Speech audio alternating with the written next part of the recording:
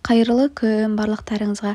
Бүгін сіздерге өте дәмді картофель пай қосылып дайындалатын өте жеңіл салаттың рецебін ұсынамын. Міндетті түрде жасап көріңіздер. Видеоны көрмес бұрын каналға жазылып, қоңыраушаны басып қоюды ұмытпаңыздар. Сонда сіздерге салған видеоларым бірден көрінеді. Алдымен жұмыртқаны және де тауықтың төс етін газға қойып жақсылап пісіріп аламыз. Ол дайын болғанша картошкамызды тазалап, жуып, осылай үккіштен өткіземіз. Негізі бұл салат 2 тарелкаға арналған, ал сіздер көбейтіп жасайтын болсаңыздар, ингредиенттерді 2 есе көбейтесіздер. Енді картошкаларымызды жақсылап салқын сумен 2-3 қайтара крахмалы кеткенше жақсылап жуып аламыз. Одан кейін үстіне мұздай су құйып шамамен 10 минутқа қалдырамыз. 10 минут өткеннен кейін суымызды төгіп, жақсылап картошкаларымызды осындай майлықтың немесе салфетканың үстіне жақсылап кептіріп аламыз.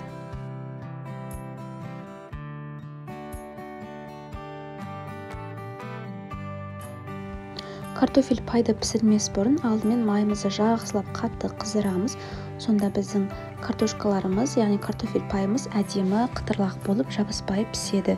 Және де көп-көптен емес, бір ғана уыс салып пісіресіздер.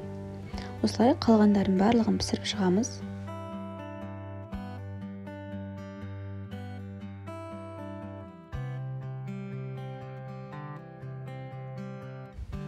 Енді дайын болған тауықтың төс етін осылай бөлеміз және де соломкаларға кесіп шығамыз.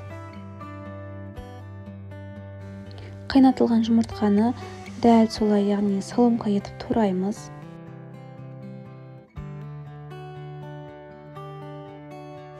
Одан соң қиярымызды да дәл солай соломка етіп тураймыз.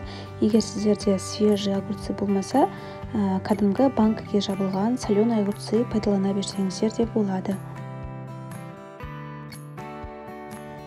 Енді біз салатымызды жинаймыз. Алдымен ең астына тауықтың төс етін саламыз.